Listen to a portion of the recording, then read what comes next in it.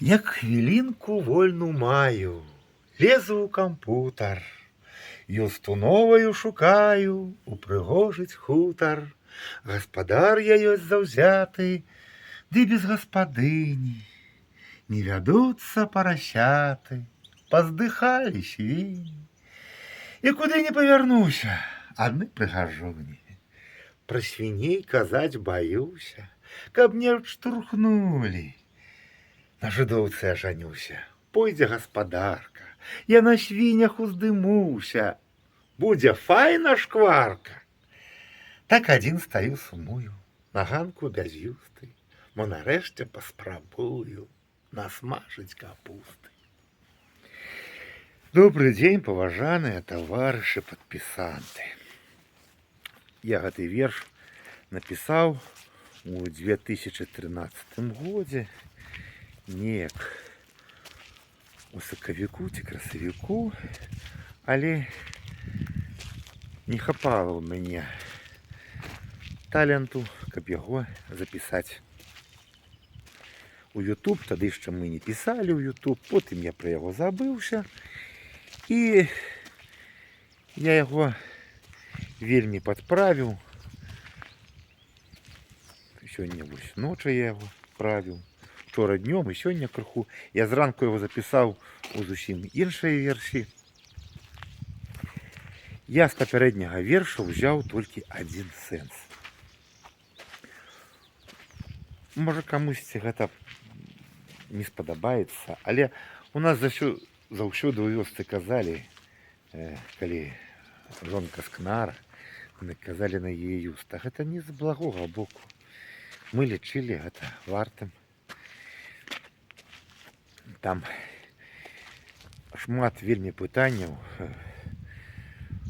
вы мне пішаце ў розных там суполках наконт беларускай гісторыі.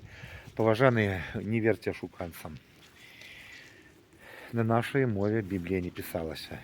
Мы паганцы, наша мова — гэта нашы вышыванкі, нашы замовы. Замова, паважаная, это не заказ, гэта загавор, гэта розныя рэчы. Сёння менчычукі здурнелі, і яны там здзекуюцца над нашай мовай, вырабляюць ей усё, што ім прыходзіць у галаву.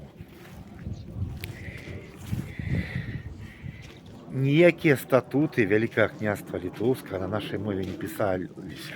Гэта ўсё пісалася на царкоўна-славянскім языку, які прынята лічыць беларускім. Прабачце, старабеларускім не. Гэта таксама прыдумалі, каб прыхапіць сабе гісторыю Вялікага княства Літоўскага. Мы жылі ў той краіне, але мы там былі несаслоўнымі людзьмі. Ну, не непасрэдна усе мы, а людзі, якія размаўлялі на гэтай мове, якія належалі да гэтай культуры. Па-польску нас клікалі крэсы. І вось царкоўна-славянскі язык, які быў тут языком прыказа Вялікага князя Літоўскага, ён выкарыстоўваў паганскія словы. Некалькі дзесяткаў. Непасрэдна Скарына выкарыстоўваў 20 слоў паганскіх, славянскіх, 9 слоў чэшскіх, 4 нямецкія, 1 невядомае. Колькі там іх выкарыстоўвалася ў іншых паперах, я сказаць не магу, ну не вельмі шмат.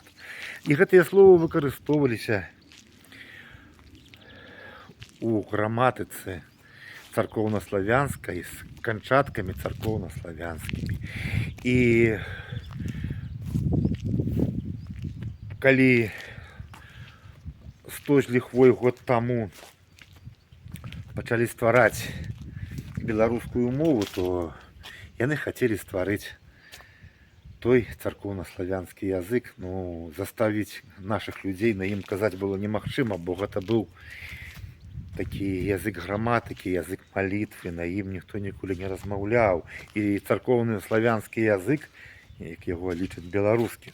Чаму лічаць беларускі? Бо ў 1654 годзе гэты язык быў забаронены ў вялікім княстве маскоўскім і застаўся толькі ў вялікім княстве літоўскім.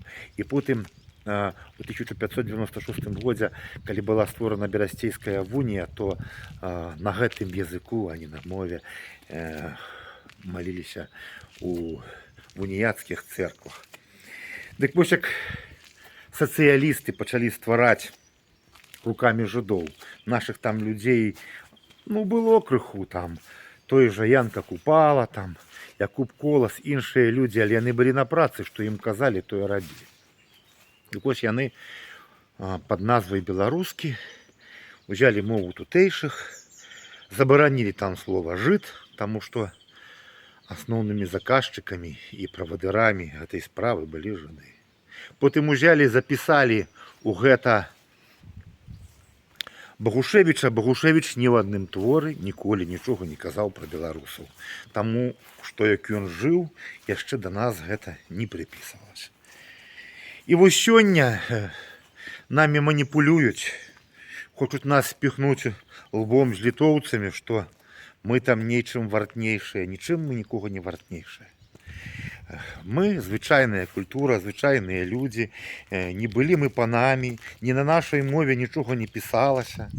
У нас ша пісьменнасць з'явілася толькі у пачатку 20 века. Яшчэ невядома, яна была створана у газеце «Наша Ніва», ці гэта было прывезена немцамі. Хутчэй за ўсё гэта было прывезена немцамі, і хутчэй за ўсё немцы заснавалі на свае грошы гэту газету рукамі Івана Луцкевіча. Так што вось так, паважаныя, нам няма тут каму што даказваць, мы звычайныя простыя працаўнікі. Сэнс нашага жыцця праца. І нічога акрамя працы мы ў сваім жыцці не мелі. Пішыце каментарыі. Да новых сустрэч, паважаныя таварышы.